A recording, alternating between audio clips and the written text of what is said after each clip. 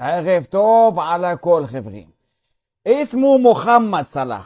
وظيفته مش اختطاف الكرة والتلاعب بدفاعات الفرق، لا، بل وظيفته اختطاف الأرواح والتلاعب بدفاعات دولة إسرائيل وجيشها.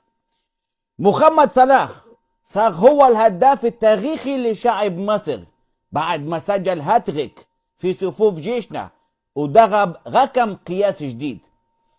أنا يمر لمنهجي مدينة إسرائيل: إذا كنتوا عجزانين عن مواجهة شرطي مصري مش مدرب، فكيف بتحكوا عن درب إيران وبتدعوا إنكم مستعدين لمواجهة متعددة الساحات؟ والله والله والله إذا الشعب المصري هجم علينا ما راح ناخد معهم غلوة. الأرض بتتكلم عربي وما راح تتكلم عبري أبدا، مهما حاولنا التشويه وتزوير التاريخ والحقائق. لذلك أنا بقول وبكل أسف: باي باي إسرائيل، باي باي إسرائيل، باي باي إسرائيل. From Egyptian children to the whole world.